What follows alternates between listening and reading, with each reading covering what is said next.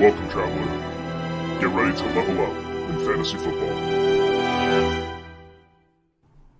Join Mike and Evan and a special guest every week as we break down some of the most important topics in fantasy football, the NFL, and help you win dynasty championships. Let's get into it. Hello. What's good, RPG Nation? Good to see everybody again. Obviously, this is not Mike over to my side here. Mike and his wife just had a baby, so he is on recovery mode and helping Olivia do everything around the house that she needs. But tonight, I'm joined by a great content creator over here, Chuck Bass. Want to let everybody know where to find you? Oh God, you can find me running on 2 hours of sleep every night with the newborn that I just had. So if anybody wants to throw some bones my way, I'd really appreciate it.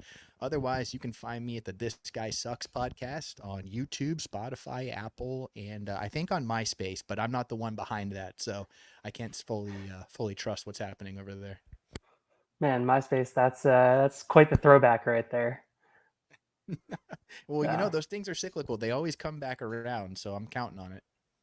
Yep. They got hipster culture. Well, hey, we try and start off every episode with something that's a little maybe sometimes football related, sometimes dives in Mhm. deep. But this week we're just going with something fun. All right. So intro question, let the audience kind of get to know a little bit different side of you. Oh yeah. Would you rather a beach house or a mountain lake house? And why would you prefer?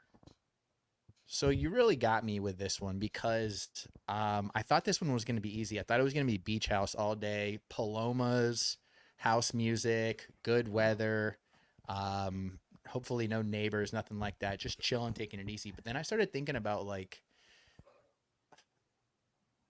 the stuff that you can do at the other house. Like you're just completely unlimited. There's going to be nobody near you, and I don't mean that to be like sinister or criminal or anything like that. But just the idea of being like out there on my own on the frontier, kind of doing my own thing. I don't know. It just feels like that was much more appealing to me than just I don't know. Eventually, spring breakers coming down to the beach and having sex on my property. Yeah, no, completely understand that. Mm, Having previously lived in California, I've lived in both places. I've lived right on the yeah. beach, and it's a lot of fun. Completely different atmosphere Mm, than being up in the mountains, being up in Tahoe area yeah. out there. So each one definitely has its perks. I would say for me though, I'm personally a beach fan. There's nothing like coming home Yeah. from the end of the day of work, being able to stick your feet in the sand, sit there, eat a little sandwich, just enjoy some Dr. Pepper on the beach, listen to the Sure. waves crash, throw a ball for your Yeah. dog, and enjoy life. I completely agree because now that I'm thinking about it, every time you hear like a really effed up story, it's always at some lake house. It's rarely the beach. It's always like 18 people or like got drunk at a party and a boat crashed onto like a skiff or something like that. And it's just on the beach, people just pass out drunk, worst case scenario on the sand. That's all you have to worry about. Very true. Very true. Well, hey, Mhm. we also like to shout out some of our sponsors. So let's take a shout out here real quick to Trophy Smack.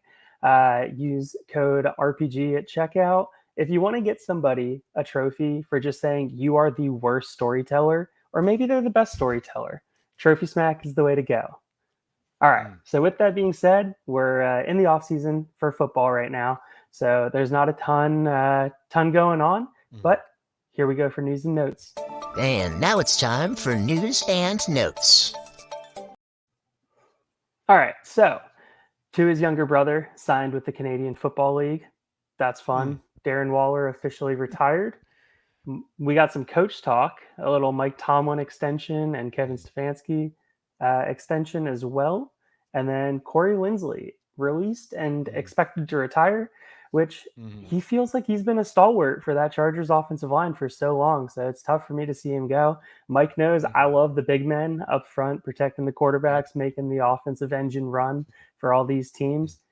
Is there anything that you think is absolutely noteworthy in these items here?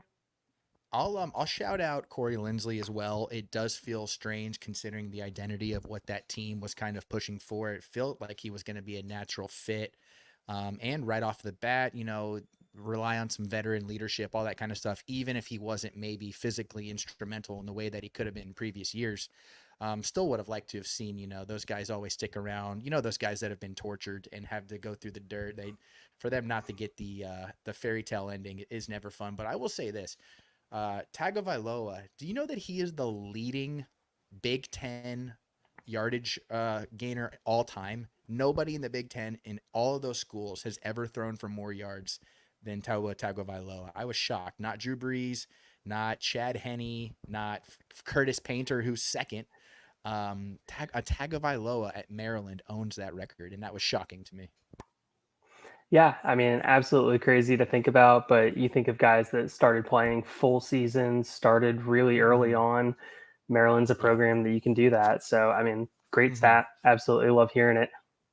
Yeah. Otherwise, Darren Waller, I mean, it's tough, because what hasn't been said about him that hasn't been said about, like, I don't know, anybody else that screwed up as bad as he did. I'm struggling to even come up with a synonym for, how much he's been dunked on over the last 2 months. But honestly, when somebody like this retires, it's so good for your fantasy mental health. It's like when Jordan Reed goes, like, you just don't have to play this game anymore. You don't have to worry about it.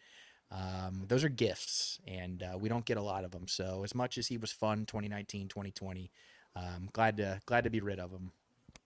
Or Logan Thomas is another tight end that just comes to mind right there. Absolutely just gut wrenching, but you just love to see him because he's athletic and he plays tight end. So exactly. Hope is simultaneously our best and worst aspect when it comes to these players, and this one is a win. Very much so, very much so. Oh, Mike. All right, I see you in the comments here. Really, really tanked. So I'm gonna take that a little personal. Yeah, I'm trying to go in my Nick Foles era over here, and just coming at my throat. So no, this is like when that '70s show replaced Topher Grace. It got much better, and everybody remembers it as so. So. Mike popping in right as I had a whole section about the horrible Mike Tomlin extension is pretty good timing. Yeah, the Mike Tomlin extension, how many seasons are we up to now without a losing season? I mean, it's been basically his entire career, right? It really has. It's bordering the Simpsons record of, like, most episodes without producing a good one, which is really, really impressive when you think about the talent they've had there, especially on defense and on offense. So, they haven't won a playoff game since 2017. I don't see that streak coming to an end anytime soon unless they want to pull Joe Flacco away from the Colts and throw him in late at some point. Otherwise, this is a head scratcher to me.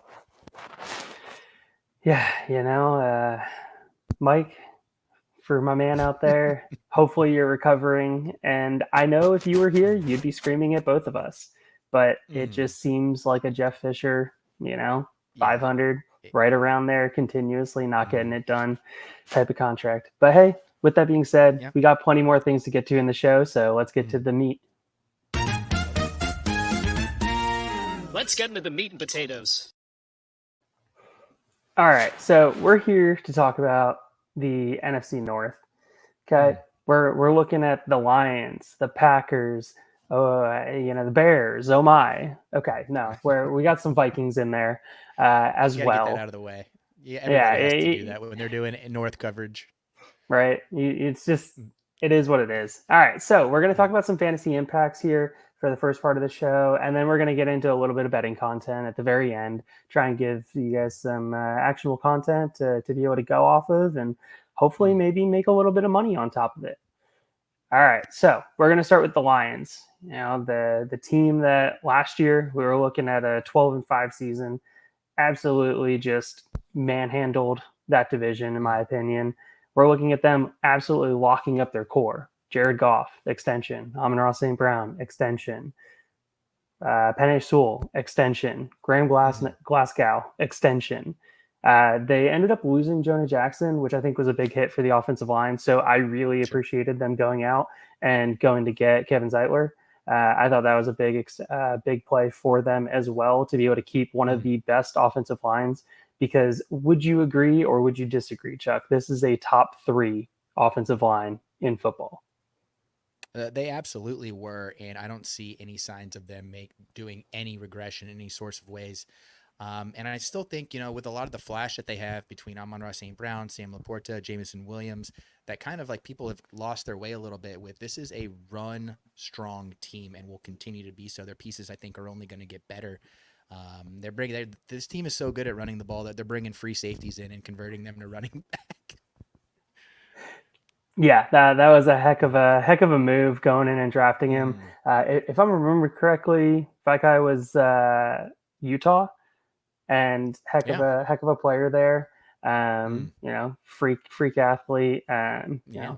I love watching college When, ball. So Yeah, that's a heat check. When teams are making moves like that, that they've kind of like they feel themselves. No one's ever doubted the aura of this Dan Campbell Lions team, but that's a move you make when you're like, okay, I'm much less talk and I'm a lot of walk. And I appreciate it from them. and then go get an offensive tackle from what was it, Europe? Mm. Yeah, Yeah, or yeah. British All Columbia, within the or first like I outside think of it the was U.S. yeah That's what really matters. Yeah, yeah. not All within the somebody first that like was for. 180 picks or something like that, which is just like my man, just swinging hard. Yep, yep. Okay, so Lions, where do you want to go from here? Mm. I mean, it should be a electric offense, in my opinion. Once again, we Sure. know Jared Goff absolutely smashes at Mhm. home. Mhm. Sam Laporta continues to Yeah. be top three production. Do you see him Of slipping course. out of top three? So let's start with Laporta because that's an interesting one because this is one that for whatever the reason was, when I started doing research on like how the Lions season actually went and how a lot of their players went compared to their peers at similar positions, Sam Laporta was actually the one I was the least excited about. And I'm going to come full circle on this because I do end on a positive note. He had the lowest tight end one season since 2017, but he was a rookie, so it's like, okay, there's one for you, there's one for them. He was buoyed a lot by spike weeks. He only had 5 weeks out of the entire season that he was top five or better. So a lot of that was really coming, depending on the format maybe you're playing, but it wasn't like he was consistently finishing in that top 10 like you might get traditionally from a Kelsey or a Mark Andrews or a George Kittle before they brought in Ayuk, those guys. So you have to kind of wonder what the ceiling is for him because, is more of the target distribution going to start coming his way as he progresses as a player? Are they going to get Jamison Williams involved more? How does that fit in with Amon-Ra St. Brown's already commanding a ton of targets? Is Jared Goff going to pass more? There's just a lot of things you have to consider. But when you look around the league and you look at a lot of the other top tight ends, Laporta seems the best combination of important to his offense and nitpickless. You can look at Kincaid. What is that offense going to be like? You can look at Kyle Pitts. Do we trust this? Mark Andrews is getting older. Kelsey's getting older. Trey McBride, how is this going to work out with Marvin Harrison Jr.? Sam Laporta is the only one where you can really look at him after his rookie year and go, I can see the 10-year plan with this guy with no qualms whatsoever. Yeah, absolutely love that. I think a lot of people are saying that there's going to be a little bit of touchdown regression. Obviously, Mm-hmm. having double-digit touchdowns as a rookie, Yeah. absolutely huge. But I love the call out. People forget Mm-hmm. so often that this is a run-heavy team, run-first team. They want to be able to establish it. They want to be able to chew the clock. And that saves their defense in so many situations. Being able to play ball control offense, having Jared Goff being that general, being Mm-hmm. able to command the offense as well as he did. Now, talking about Jared Goff, switching gears here, Mm-hmm. looking back on the Stafford trade for Goff, Yeah. do you have a side that you think clearly won? Oh yeah, it's the Rams because they got the Super Bowl, right? And obviously the Lions are a stepping on rake or two away from probably giving it to the Chiefs in the Super Bowl. But Jared Goff's obviously played his way into this conversation for you to even ask me that question. But the thing is, I still think Stafford right now is a better quarterback on a better team. I'm sorry, on a better offense. I love that Rams offense and I'm sour on Jared Goff over the next few years. I still think he's going to be a top 15 quarterback in the league, but especially in regards to his fantasy value, his dynasty value. He was quarterback 7 last year because he played every game, not because he was the seventh best quarterback in the league. Quarterback 15 in points per game, tied with Russell Wilson. So if you're looking at him in drafts, if you're looking at him as a quarterback too, I just, you look at the guys he's going around, especially in like a startup, he's going around a Jonathan Taylor, Jalen Waddle. Who else did I have down here? Because I've been drinking and I can't exactly remember every player. Malik Neighbors, Roma Dunze. I would much rather have foundational pieces like that and then wait to get quarterback value later when you can manufacture those kind of points that Jared Goff is going to give you. It's just, I like him. I think he's limited. I don't think he's going to have a season better than he had last year. This is who he is, though. It's who he was with the Rams, and it's why they got rid of him, is because he can captain a good to great offense. I just think Matthew Stafford can win Super Bowls, and that's why they win the trade. Yeah, no, I 100% think that the Rams won the trade as well. Getting that Super Bowl ring, being able to put that on your resume, being able to get the guy that continuously goes out there, fights for the team. Sure, Goff has been rock steady for the Lions, but Stafford he still has the live arm. He still is that difference maker throwing the football. Goff just does not have the same star power, and he fits so much better in Detroit, where Stafford fits so much better for that LA system, for LA culture as a whole. You look at them; they want to have the stars. They get the stars coming out to the games. I mean, when you get the Kanyes, when you get the LeBrons, when you get Magic all coming out to your football games, you got to have some star power on the field. You do, and he certainly brings that. It kind of like, I was thinking, like, do you remember as a kid you would go to the arcade and there was the ticket game where it would like go around like this and you had to stop it. You wanted to stop it on like the jackpot, right? Stafford is the jackpot and Goff is like the safe 7 where you're like, I'm only a few tickets away. I just need the 7.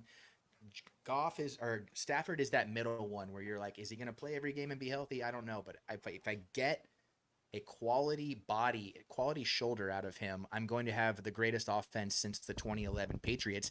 And statistically, that's what they were last year when all their players were healthy. So I'm very excited. I know that's not NFC North, but yeah, I mean, I'm very excited for them next year. Yeah, very much so. Well, hey, you already brought up the running backs a little bit, so why don't you take the running backs here and give us a little breakdown? Okay, so are you ready for some just insanely deep analytical talk? Because here I've got 2 lines right here. I've got Gibbs is Kamara, Montgomery is Ingram. That's I really wanted to bring some next gen ball carrier speed, maybe elusiveness rating, all that kind of stuff. But truly, it is that simple.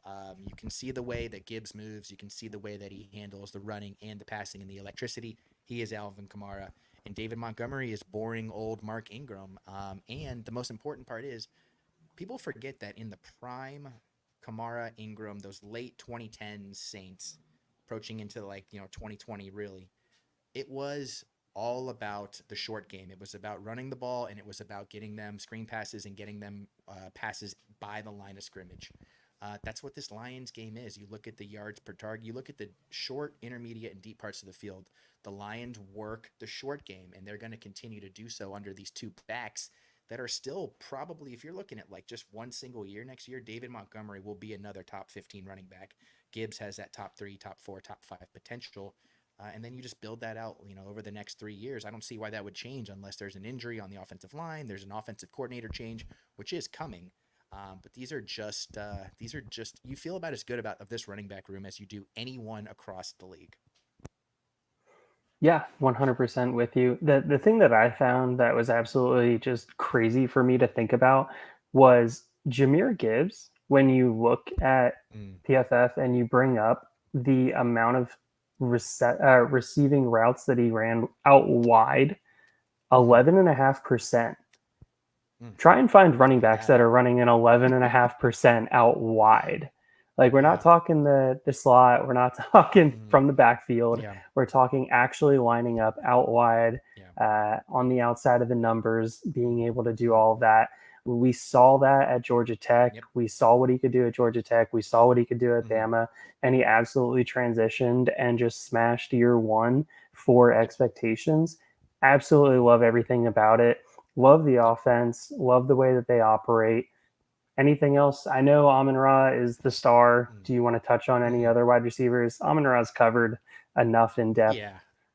Yeah, he you bring up, that's actually a pretty good little quick segue, is that you bring up Gibbs running outside routes. They don't really have anybody else that can do that. I like Jamison Williams for what he could be, third year breakout potential perhaps. But he's never going to be a 7+ target guy with Laporta, with Amon Ra, with the focus on the run game. But if he can kind of be, a poor man's Jalen Waddle, I still think there's a role for him and there's relevance for him because we truly like the thing that hangs over this team cloud wise is Ben Johnson departing next year, which will happen, I believe, unless this team comes out and lays an egg, which in this case, God, he might not be retained. So what they're going to be going forward, it's hard to say outside of the core super talented guys. But I still have a small shack on Jamison Williams Island. Okay, yeah, I think I took my down tree, hollowed it out, and attempted to paddle that thing as far away from that island as I could last off season. So Take your chances. I get it. I get it.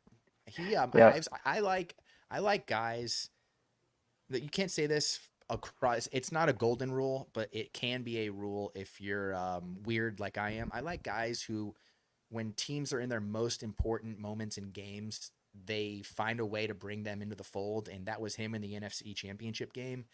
So when a guy's last game of the season has that kind of momentum, and he's still very appropriately priced, I would say, maybe even underpriced, I'm all about that. I'm always willing to take a flyer on them. okay, well, fantastic. Appreciate the breakdown. Appreciate the information. Let's move along here to the Packers. So everybody knows the Josh Jacobs edition. Andre Dillard, he was horrible for the Eagles. He was not good for the Titans here in town. So is that really an addition? Who the heck knows at this point? Jordan Morgan, adding him in the draft, I thought was big. Marshawn Lloyd, I've been standing over Marshawn Lloyd. Absolutely loved him. Watching him originally when he was at South Carolina, now that he was at USC, loved watching both of that. They obviously moved on from Aaron Jones this offseason after they had brought in Jacobs. And they lost John Runyon to, I think, the Giants, if I'm remembering correctly. So got a little bit of loss in the interior offensive line, help on the outside, which was big for them, in my opinion, as well. Initial thoughts on the Packers. Are you thinking they're going to be a better offense than they were last year? They're a hilarious team because they were the youngest team in the NFL last year and they got younger, which is wild. And they, just to be able to have that, they're super funky because I think the thing that represents them the most is their wide receiver situation, where they have 4 guys that might be the wide receiver 1 on 10 other teams and yet might also be the wide receiver 4 on their own team. And I think that really represents this offense and this defense well, as to where it doesn't feel like they have anybody below a B, but I don't know how many A's they have. So that's where you start to wonder, like, is this a team that's just going to take a big jump? But the thing I've heard the most this offseason, as far as a phrase in football, is that development isn't, oh God, I'm blanking on it. Development isn't, I don't want to say linear. Development isn't linear. And I've heard that on like every podcast I've listened to this summer from all kinds of, weirdos, but they're true, right? Like everybody just expects the young Packers team to be better than they were last year, like a lot of other teams were. However, I just don't know if they have the talent to take the leap that we traditionally see from teams like, we saw from the Chiefs, or we saw from the Rams, or just a lot of these teams that came up at a very, one every year they were better than they were the last year. I just don't know if that's going to happen with this team that's already tied for the favorite to win the division. Yeah, I think that's a huge thing to bring up. The expectations are there. If they don't hit expectations this year, it's going to be looked at as a letdown season. Packers fans are very excited. They were able to get rid of Joe Barry, which everybody was calling for his dismissal. Huge boost. Yeah, I mean, it's a huge boost just getting rid of your former defensive coordinator and bringing in Jeff Hafley, which I thought was a really smart hire. DB coach previously in the NFL, head coach at Boston College. I mean, I absolutely loved that hire. Knows how to Mhm. work a secondary, which is 100% what the Packers Yep. need when they're thinking this division. You're looking at the wide receivers you're going to have to go up against. Mhm. Absolute just stud wide receivers Yeah. throughout the division that you're going to have to be facing week in and week out. So, what do you Mhm. do? Bring in a defensive coordinator that knows how to play the secondary, knows how to scheme up a secondary to be able to limit the passing offenses. We had some Yeah. love for your creamsicle background going on here. So creamsicle bourbon background. All right. Oh yeah, that's Pardusky layering it up. Taking time from saving the world to pop on in here and say, hey, it is. This is probably the best it's ever looked during a show. So I'm happy to really perfect it because you deserve perfection, Evan, and I'm here to bring it to you. Well, hey, I really appreciate you giving me your best here. Yeah, so I could just totally echo the offensive situation with the wide Hmm. receivers there. You look at it and you go, man, does this not feel like the best ball wide receiver room? Like one of them Yeah, is going to hit. Like this is just what yeah, you do in best ball. You get a bunch of guys that mm, somebody's going to pop. You know it's going to yep, happen. You expect it to be Jaden Reed more weeks than not. mm, Dobbs, Watson when he's not hurt, Wicks. mm, Um, you want to even dive into tight ends here? I mean, Luke Musgrave, yeah, Tucker Kraft. So hmm, I have an interesting theory, and I think people are going way too high on Luke Musgraves because I don't think they utilize the tight end nearly as much as they could, especially considering the hmm, draft capital that they put in there. I have both of them pegged for outside of my top 20 points per game, which hmm, is kind of bold takey in my opinion. Maybe it's not. Maybe you agree with that. But I think they go yep, out wide a lot. Jordan Love spreads the ball around. You know, they're going to run the ball. They always have run the ball. It's just what it hmm, is. yep. Um, so, will there be enough passes? Will there be enough attempts, targets to go around in that Mhm. offense? Somebody is going to have to struggle from it, and it just feels like it's going to be Musgrave and Kraft. Yeah, I agree to where they feel very Patriots esque, whether it's like Hunter Henry and Mike Gesicki or I don't know, pick two names and go back since Gronk left. It's just they're always going to rotate some version of a couple guys, and they have the guys to do it. It's like pass catcher by committee is what they have going on there. The Tucker Kraft thing, what did I look at today? Jeff Mueller, he said that Tucker Kraft is rehabbing from a pec tear torn while bench pressing, likely out until potentially August. So that could be good for Musgrave if he's trying to ingrain himself in some way, but that's not necessarily a devastating injury, and tight ends are historically insane, especially ones who played for the Packers. So that's probably something he's going to be able to come back from pretty easily. They're super funky. You just look at what do we have here? Christian Watson, who could be the best wide receiver on the team for half of the season that he plays. You have Romeo Dubs, who seems to be completely forgotten. He led the team in every single category except for fantasy points, but he had 225 yards in 2 games in the postseason. So going back to when they trusted him in the biggest moments, Jalen Reed, who everyone kind of agrees is the guy. However, volume could be an issue there, but that's a guy we expect to take a leap in year 2. And then Dontavian Wicks, that is like everybody's favorite wide receiver. I mean, like basically, if you're approaching this in drafts, just take the last guy available, and you're probably going to be happier than the guy who took the first. That's going to be what happens. Yeah, yeah. Would you say over under any wide receiver in this offense gets over or under 102 targets this year? No, no way. Yeah. Not the way that Jordan Love plays the game. Like Yep. I think I can't remember if Dak was brought up, but it does feel I think you said Dak right if I'm not mistaken, or maybe I It was saw in the Dak in the in the comments. comments. Yeah. Yeah, Yep. comments. Look at me, always strain over to the comments. It does feel very Dakian to where they don't have a CD Lamb, but Dak traditionally has been a spread the ball out guy, and that's just kind of how they're going to roll, and that's going to be what works for them. The real like the whale here of like how are we going to figure this out is Josh Jacobs. How does Josh Jacobs manufacture the same volume of touches that he has been to keep his ADP where it is? This is a good rushing offense. They've been top half of the league every year under LaFleur. LaFleur is third in EPA in his entire per play in his entire coaching tenure since he was hired. So there's a lot of trust for them to go out and get a Josh Jacobs, which is not like going out and getting a Gus Edwards. This is a sexy signing. Whether you feel strong about him as a player or not, a healthy Aaron Jones last year averaged 21 attempts per game as he closed the season out, and that was really when the offense was rolling at its best. And we know they can't give that to A.J. Dillon. It's proven. So how he is able to handle his responsibility there might be how this team goes. Yeah, I mean, I love hitting on that. The running backs in this offense have continuously, the entire time LaFleur's been there, has been splitting carries. I think that's why they invested the draft capital that they did in Marshawn Lloyd, which I think he is a electric back. He is able to hit those home run plays, which I absolutely love out of him, and it's a perfect complement to Josh Jacobs, who can carry a load, who can run in between the tackles, can wear down the defense, be able to grind out that 4.5-ish yards per carry throughout the season. I've seen people saying, though, that they think Josh Jacobs is going to get over 210 attempts this year. And just historically looking at the offense, I think that's where I struggle. That would have to be. I can see 210. I cannot see 250, which is kind of that bell cow range.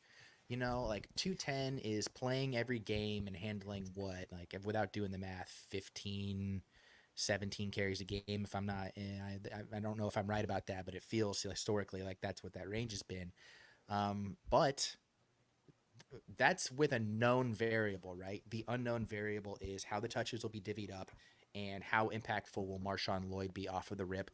And you said everything that can be said about him. This is an explosive guy that really the biggest knock on him is his fumbles. And it's like, okay, fumbles don't derail people's career, especially when they get drafted by smart teams. So that could be what holds him back. Unless they're a Patriot, then it completely derails their career. Yeah, but that's baked into the water. There's something in the duck boats in Boston that encourage fumbling. It's in their DNA. Fair enough. Well, hey, you got anything else to say on the Packers offense? Or are you ready to move on to the Vikings? No, the Packers will be interesting. I would just caution people not to make up their mind on a wide receiver, because we have not seen what the team looks like when all four of these guys are truly healthy and they have all available weapons, which they should going into the season. So I would not draw any hard lines on any of them other than maybe their 3 to 5 year value. Okay. Well, one last thing real quick. We try and give some trade advice every once in a while here. So Jaden Reed, thinking your standard 12-team PPR, yada, yada, yada league. He feels like that guy to me that you can't get a 25 first for. You're not selling for a 25 second. So how do you try and make that deal if you want to try and go get a Jaden Reed? I would find 25 second and 26 second. Would you give up your Jaden Reed for that? Would you let's and this is going to sound super cliche here, but what would you have given up for 2021 Debo at the time? And I would say walk that package down a little bit and then offer it up, because you're talking about same coaching tree.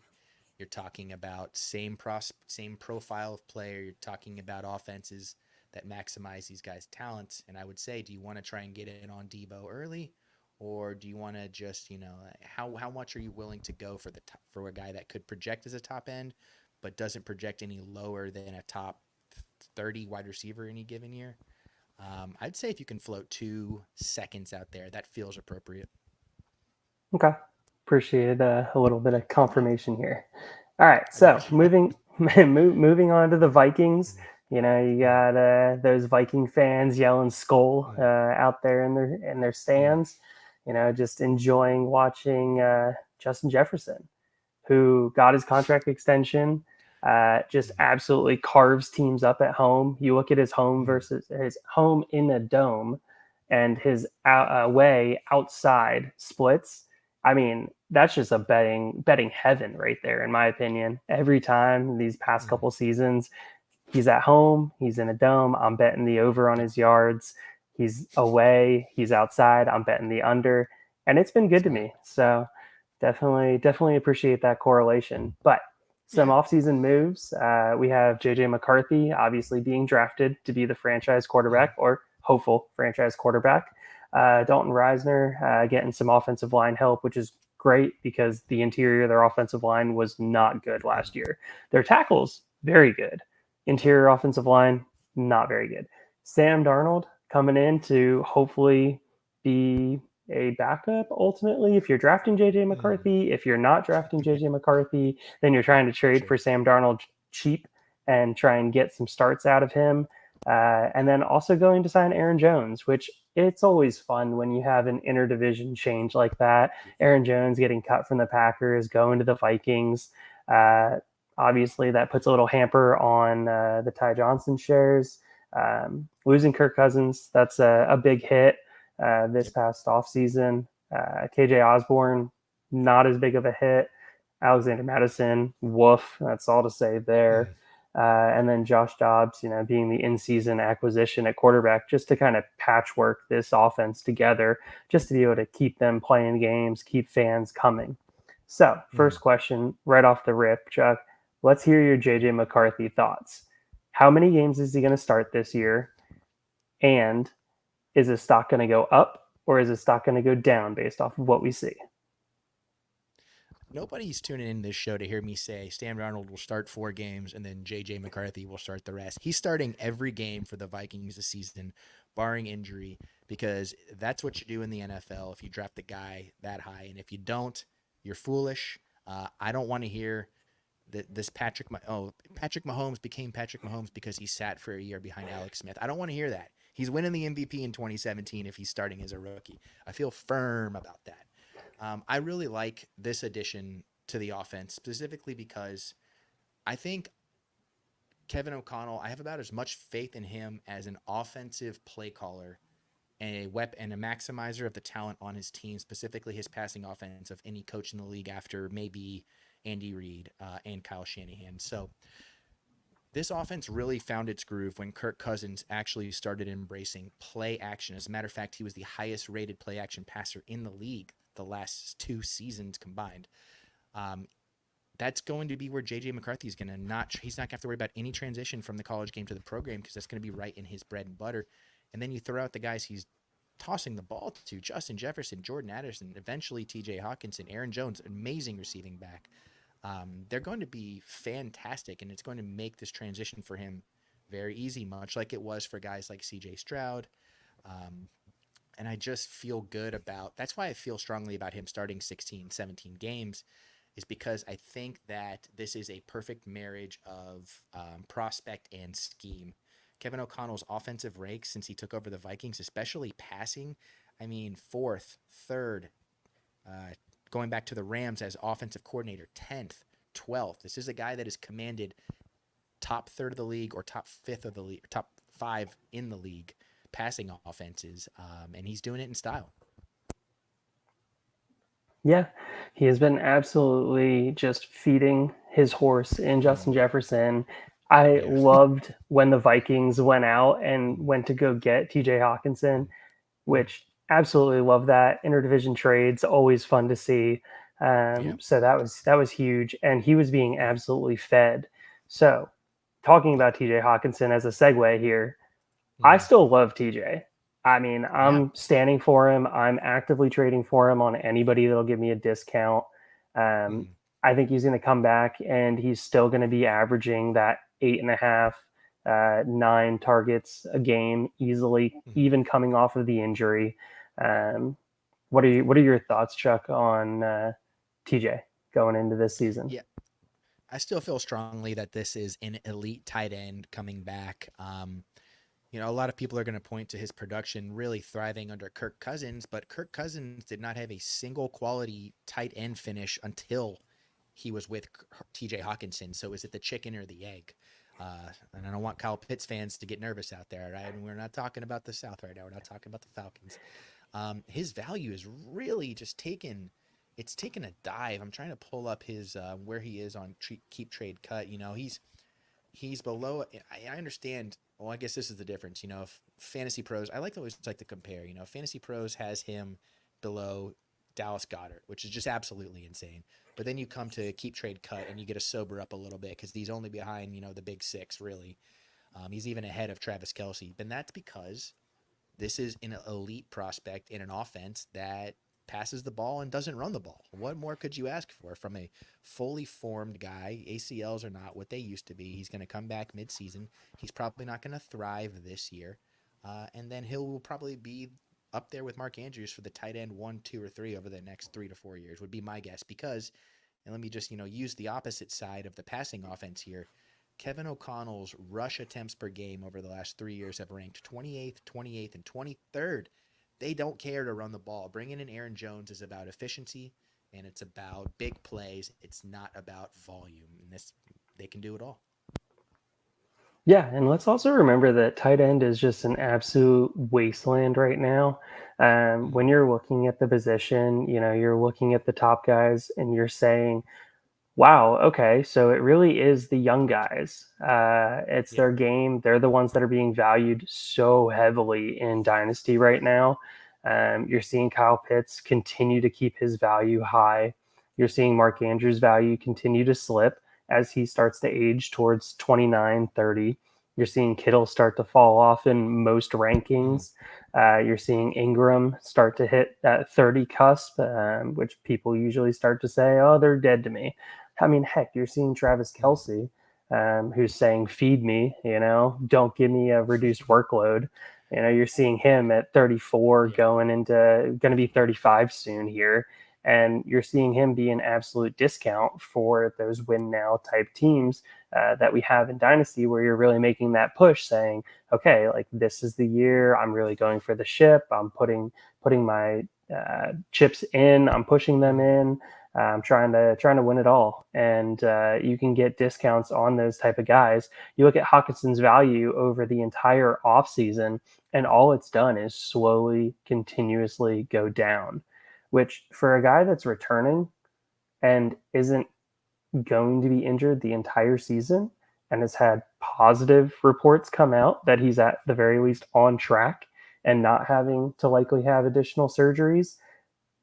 It just doesn't make any sense to me why his dynasty value is going down. Yeah, it is completely narrative driven and not performance or situationally driven. You talked about the temptation of the young guys. I get it. These are guys that profile as wide receivers: McBride, Kincaid, Bowers, Pitts. You've even got like guys that are kind of coming on late: Njoku, Ingram. Jake Ferguson, just random guys. But a lot of these guys, they're products of their environment, much less than they are elite receiving weapons. And I still think that's what Hawkinson is. Are they going to pass the ball at the rate that they were before? It's hard to say, but I don't see any reason why they wouldn't. You don't take a quarterback at the 11th overall pick because you want to pass the ball 25 times a game. And it's just not the NFL that we're living in right now. And Kevin O'Connell knows that better than anybody. So they're in pole position, and I think they're a sneaky pick. They bring Dallas. They get Dallas Turner, falls to their lap. I mean, they've still retained a strong defensive element despite not really having a terribly strong amount of great defensive players.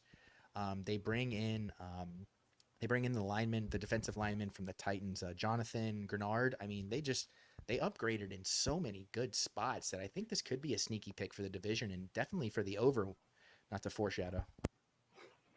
Yeah, they definitely got to clean up their pass defense. From what I saw last year, they were getting a little cooked on the back end, so definitely important. But let's talk about their pass catchers real quick. Justin Jefferson got the extension. We're looking at Jordan Addison. A lot of people have been pushing Jordan Addison down because of the quarterback situation, because of losing Kirk Cousins, because of having JJ McCarthy. If you can have a little bit of a dip in Jordan Addison's value, would you be buying him? I absolutely see here. would. I'm trying to pull up his value. So yeah. Sorry. And just to speak while you're doing that, just to speak on kind of they have a three-headed monster there, and with the volume that this offense has been putting up and looks to project to be continuing up, there's absolutely no reason he can't be pulling in 7-8 targets a game still. And if maybe we want that pass defense to suck still. Maybe we want them to take their time figuring that out.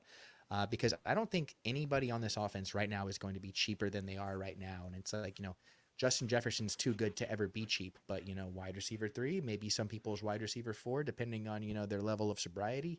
It's hard to say, but I mean, you just go back to the 2022 season, right? Justin Jefferson, 184 targets. Adam Thielen, 107 targets. TJ Hawkinson acquired mid-season, 86 targets. There's room to thrive. KJ Osborne, 90 targets. How about we just consolidate that to their best players and everybody's happy? Yeah, I mean, it would be a lot of fun to be able to do that. All right, so we got Jordan Addison here currently on Keep Trade Cut at wide receiver 26. All right, the guys going right above him: George Pickens, Yeah. Jackson Smith-Njigba, T. Higgins. Mhm. Would you rather have Jordan Addison over any of those 3 guys? I would take Jordan Addison over Pickens. I would take him over Njigba. I would not take him over Higgins.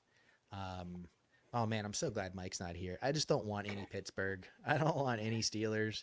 Yep. And it's not because I don't think that there's value to be had. It's just, I don't know. There's just something icky about what they're trying. It's like watching, it's like watching your buddy who just can't pick the right girlfriend, but he's a great guy. He just has bad taste. Or he's just got a sickness to him, whatever it is. I like to wash my hands of certain teams, and that right now is one of them. Mike, you couldn't have picked a better time to have a baby so that the baby doesn't have to be a fan during these previous couple years and these next few. Once the maturity begins, hopefully a new era will have been ushered in. Yeah, completely. I'm very down on Jackson Smith-Njigba. I think the offense just isn't super conducive to it. Pittsburgh's been adding a bunch of offensive line help. I think that means run the ball, run the ball, run the ball. What did those quarterbacks do? They do great in play action. T. Higgins, there's still hope there for me. So yeah, I think I'm right there in the same boat with you. But let's get along and move on here to the final team, Bears. And if Eric was here, he would be losing his mind. But alas, Eric has to work all the time down in Florida. So fortunately, he can't be part as much anymore. But big additions in DeAndre Swift, Keenan Allen, Caleb Williams, Roma Dunze. I mean, giant additions that we're looking at to already add to a wide receiver crew that already had DJ Moore on top of it. That's a trio of wide receivers. They have a stable of backs in the backfield. Their offensive line is continuing to get better. Caleb Williams is joining up with Shane Waldron. Do you have strong feelings on Shane Waldron? Because I think he's actually a pretty good offensive coordinator. I actually really like his development and what he does with the quarterbacks that he has, the way he utilizes his offenses. You look at him as a former Rams passing game coordinator. He already was an offensive coordinator for the Seahawks. So all of that, I think, really plays in well for Caleb to be able to get off early and often, being able to score points for these fantasy teams out here. If you did like a command search in my document, Waldron is everything we've talked about tonight, his name would be what would come up the most. I think I have his name in my document like 11 times, which is really funny because it's basically all about 11 personnel and where he's been with it and where he could be going with it. So let's talk about that. And I'm going to look at my notes a little bit more here because I don't want to skip over anything. So you brought up Shane Waldron, and the way you brought him up was because the reviews on him are mixed. It depends on who you ask. It depends on who owned a previous player and who that player was specifically. So let's take a look at quarterbacks in their first year with him at the helm. So Russell Wilson, 2021, 27 touchdowns, 6 turnovers, despite missing 4 games. Pretty good. Geno Smith, 2022, 31 touchdowns, 11 turnovers. Pretty damn good. Now, is it fair to put the same expectations of established veterans on a rookie? Well, if that rookie's name is Caleb Williams, then yes, I actually believe that is fair. Russell Wilson had 29 touchdowns last year. You're telling me that Caleb Williams with this offense cannot put up 30 touchdowns in his rookie year? I don't believe so. So Shane Waldron's 11 personnel history. They were ranked 7th in Seattle in 2021, 10th last year and an outlier year of 28th in 2022. I don't know what the hell was going on there. But then you go back to his time with McVay, they've led the league in 11 personnel by a wide margin every year under McVay. It is what they are famous for.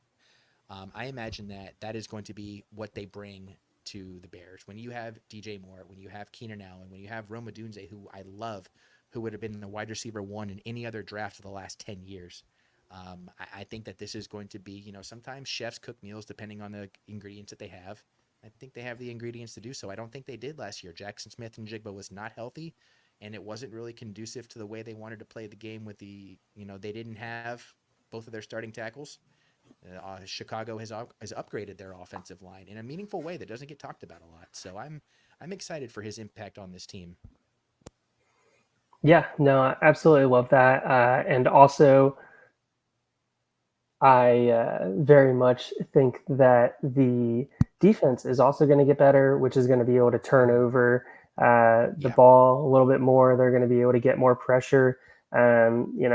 Defense doesn't get talked about a ton, but really like the Eric Washington hire for defensive coordinator, former D-line coach. He's done it multiple different stops throughout the league. What does this defense do? Well, hopefully they're going to be able to get pressure. You look at what they did last year, adding Montez Sweat, and how that defense completely changed.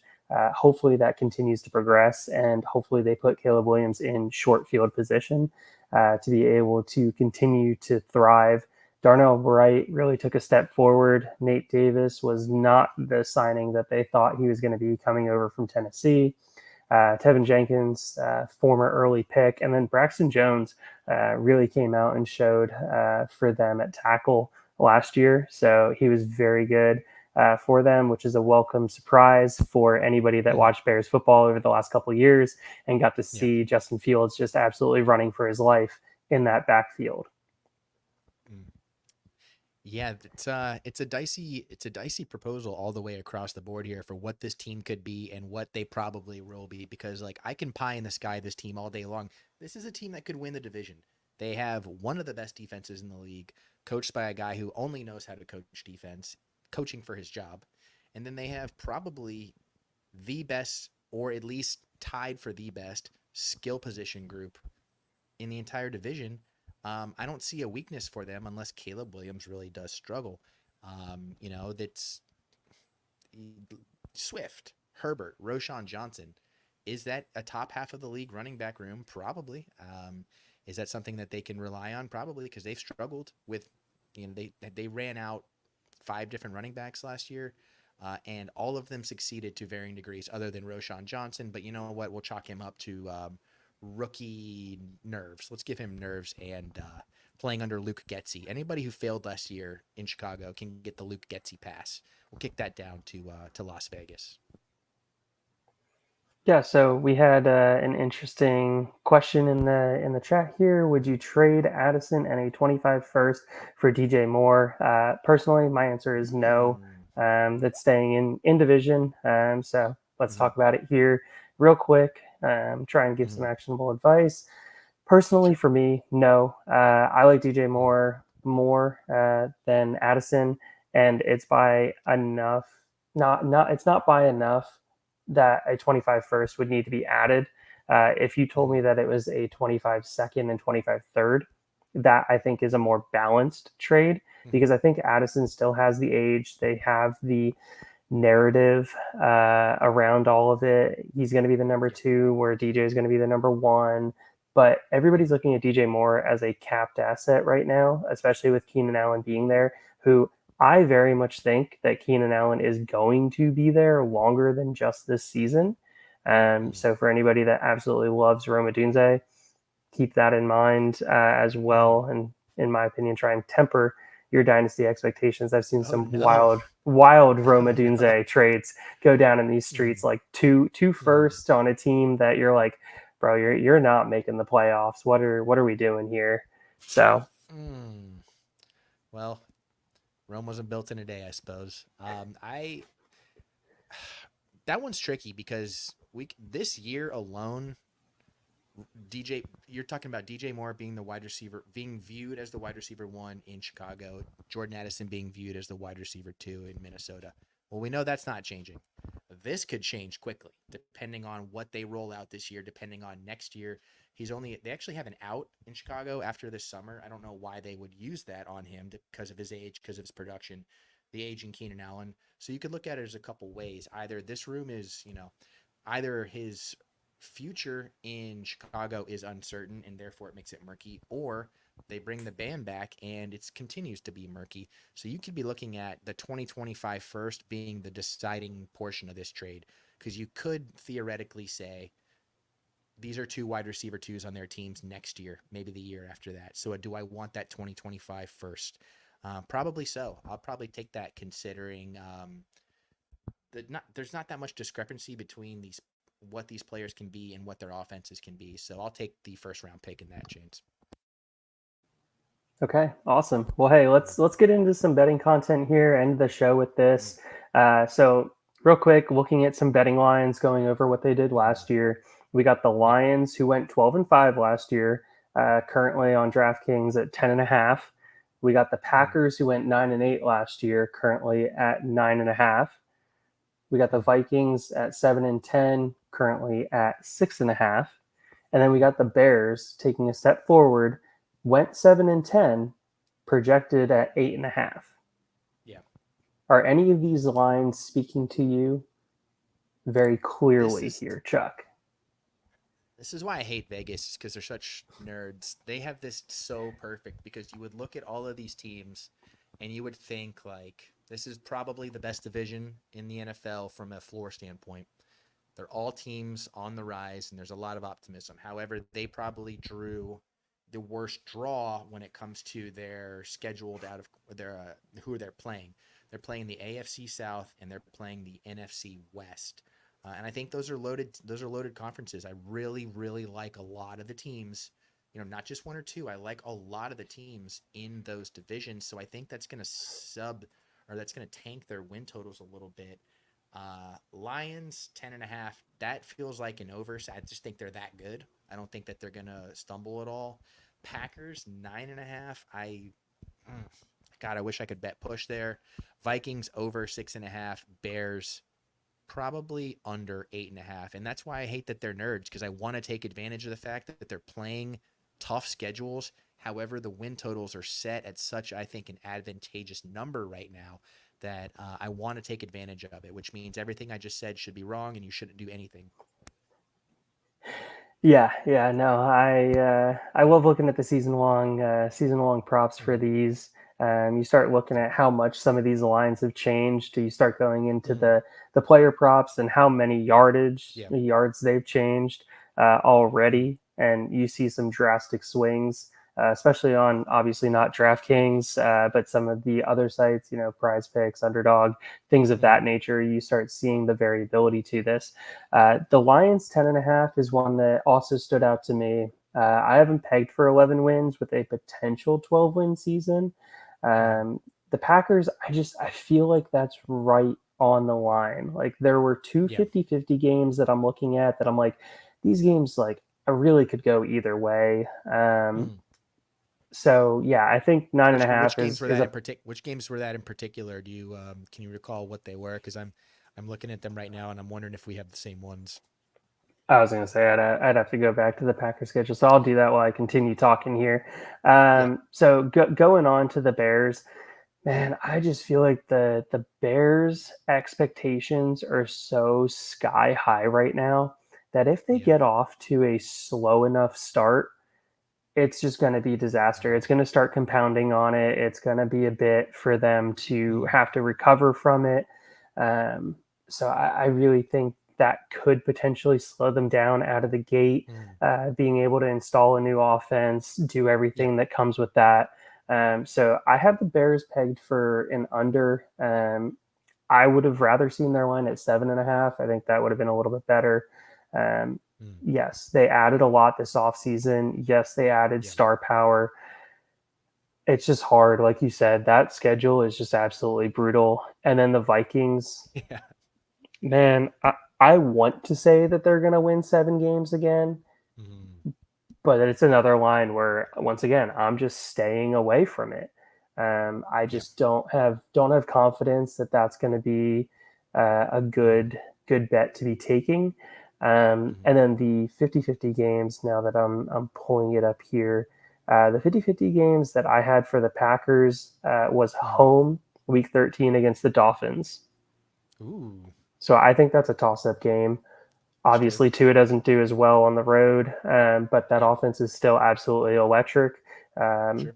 so I think that's a game that could go either way. And then there was another game early in the season.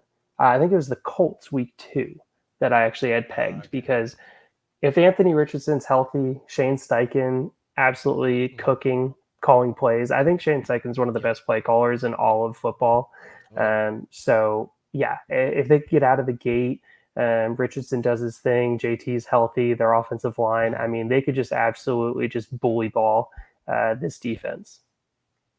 Yeah, I think that's going to be an instrumental game in the Colts early season, kind of like, hey, don't forget that we are a team that needs to be reckoned with.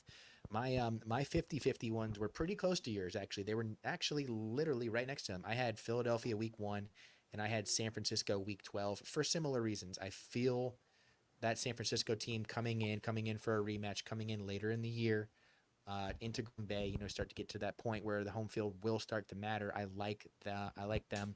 And then Philadelphia, I don't know if any team right now has more pressure on them than the Eagles. I like a lot of the offseason moves they made. I like Kellen Moore coming in, talk about an explosive passing attack that they can take advantage of that Green Bay secondary. Um, I was going through this as well, trying to go where are the losses going to come from, and I just couldn't tell if those were going to be it or not. It really is a tough schedule. That it is. That it is. Well, hey, we appreciate your time tonight, Chuck. Really appreciate you coming on, filling in for Mike while he's out in recovery mode over here. So, if you could take the time once again, if anybody's still listening, to be able to shout out where they can find you. Sure, I am the host of the This Guy Sucks podcast on every platform, including MySpace, like we talked about earlier. I think still trying to get that one back. And I'll be on Twitter, just absolutely tearing it up in those streets. I really appreciate you having me on. This was a blast to shake off the podcast, webs, kind of get back into the game. And you know what? I think it's official now. I can crown you the new host of the podcast, and Mike is your co-host. I think that's where we're going. Hey, look, only until I'm just keeping the seat warm. I'm doing my best backup QB role. That Yeah. starter goes down. Ah, man, I got a torn ligament in my thumb. I need to get a splint on it, get some surgery, Mm, come back for sure. playoff time. So I'm just trying to get us to the playoffs, and Mike's going to take us home. Just like Tom Brady and Drew Bledsoe, right?